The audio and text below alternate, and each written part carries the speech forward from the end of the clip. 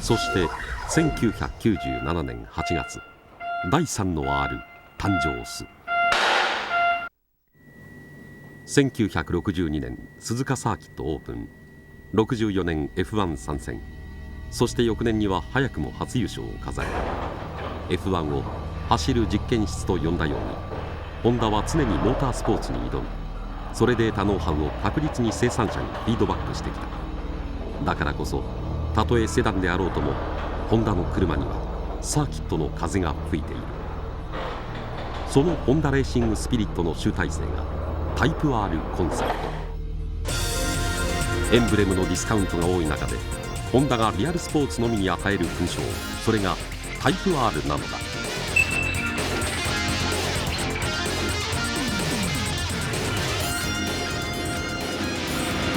緊急指導、シビックタイプ R in 高須。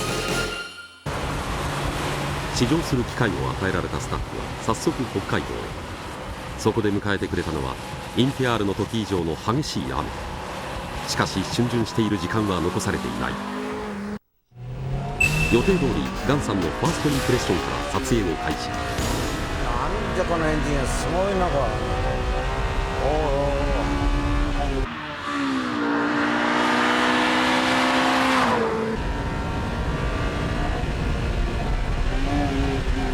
ここ意外と安定してるじゃん。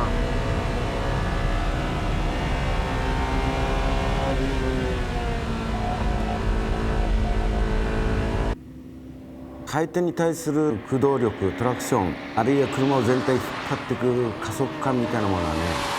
すごくガーッとこう気持ちよくなるね。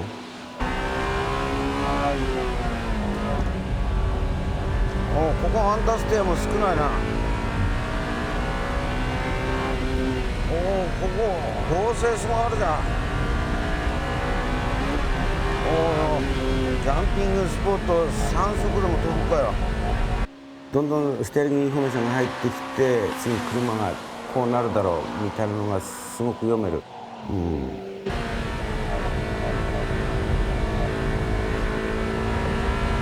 トロール性はインテよりいいんじゃないか。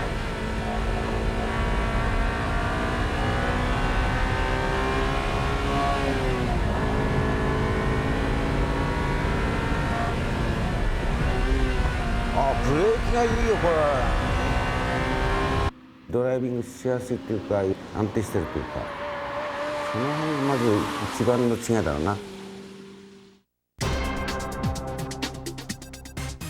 今乗ってきました。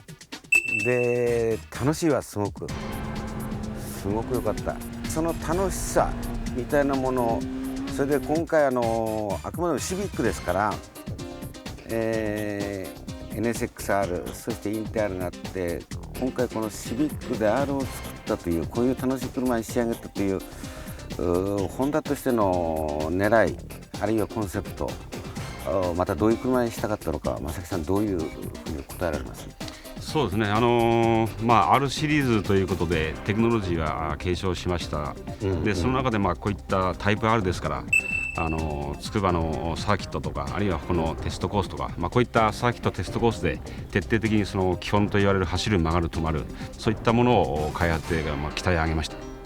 そういった基本性能を確保した上で、やっぱり街中でも徹底的に乗りやすさというものを求めたつもりです。それはもうね、すごく感じるよ。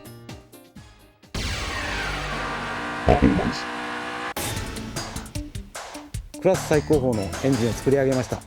新しいシビックの VTEC サウンドを体験してください。よろしくお願いします。やっぱりエンジンがいいね。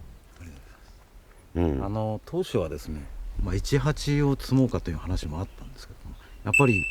シビックはやっぱり N1 とかワンメイクで16にやっぱりこだわろうということで、16に決めました。やっぱりもうちょっと185を狙おうということで、そうすると、N エンジンで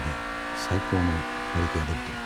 と。それは狙ったのが結果的に185出たんじゃなくて？いや、狙いました。圧縮比もチョイスしたんですけども、やっぱり上を目指すとやっぱり下が落ちますんで、その辺の圧縮比の設定もインテ11オーバーしてますけども、そこもやっぱり10.4 から 10.8 という、その辺のチョイスして、下も、トルクを少し上げようということでやってきました。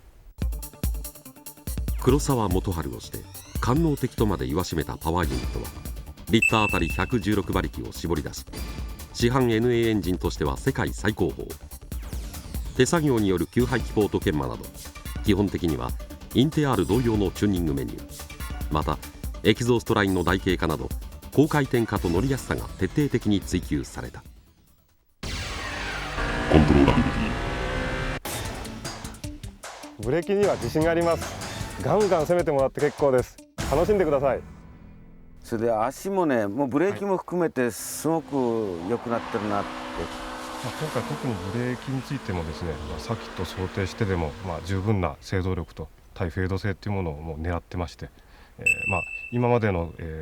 SIR、ベース車ですけども、それに対して、フロントもリアも、ワンサイズずつ大きなブレーキにもさせていただいてます。さらにホイールも含めて5欠にして、その辺の、剛性も非常に上げております。注目すべきはベースモデルに比べ5ミリ拡大された前後トレッドと15ミリ落とされた車高、また板圧アップやパフォーマンスロッド追加などが施されたボディはノーマルに比べねじり合成で 35% 向上している。エキサイトメント。この AR パーツで空力もバッチリです。高速安定性もいいので期待してください。これ仕上がってみて自分でどうですか、自分で自己採点して。そうですね、一応自分で満点を上げたいと思ってますけど、やはりかなり過酷なコース含めてその使用足とエアロパーツ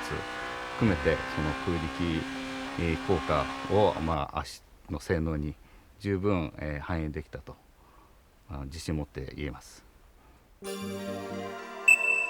赤と黒のツートンインテリアはタイプ R の証。メーターやセンターに採用されたカーボン調パネルが速さを演出する。チタン製シフトノブ、モモ製ステアリング、レカル製バケットシートなど直接肌の触れる部分には機能だけでなくフィーリングも重視したパーツを採用。またヒール&トーをしやすくするため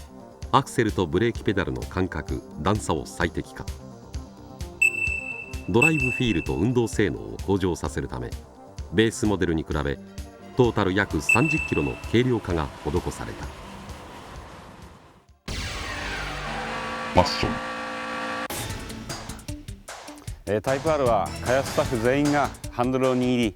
テストコースやサーキットでスピンしながら仕上げました。価格も200万円を切るという大きな決断をいたしました。ぜひ乗っていただきたいと思います。ここで皆さんのお話をお聞きしましたんで、彼ら開発者の狙いあるいは気持ちを再確認しながらリミット当たるまで全開で回して、乗ってみたいと思います。ガンさんが R の鬼になる。もう一回行ってみようか。マジアタック。ますます強くなる雨足。路面はところどころ水たまりができる完全ウェット。しかしそんなことは関係ない。素早いシフト、レッドゾーン付近に張り付いたまま動かないレブカウンター。ガンさんは燃えた。どうだ、雨が小降りになってくれりゃいいけどな。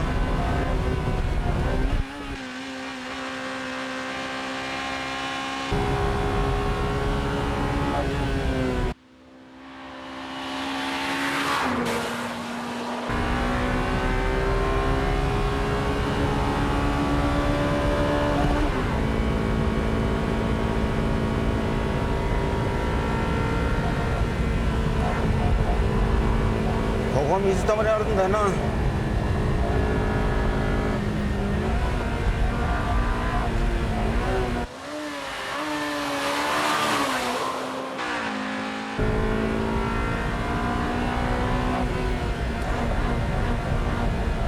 ここも外へ出らんないんだよ。普段だったら外へ出たいんだけども、ほらこれだよ。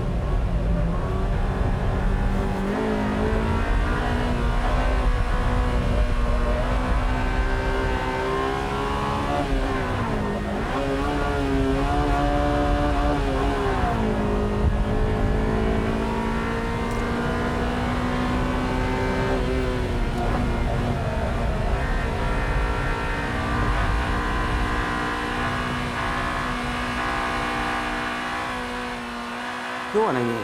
条件も悪かったんだけども、十分にシビック R の合成値の高さ、これ曲げもおそらくねじれも高いんじゃないかなって言うんですよね。それでブレーキの良さで、その減速感がすごくいいんでね、それとそのエンジンの 1.6 リッターにした素晴らしいエンジンだけども、その中で少しでも100回転でも上を使える、あるコーナーで誰かが7900で出るんだったら、自分はそこでいかに8000回転キープして立ち上がっていくかみたいなね、その辺が非常に面白み、またドライビングの楽しさに結びついているんじゃないかなと僕は思います。フルテストとライバル対決は次号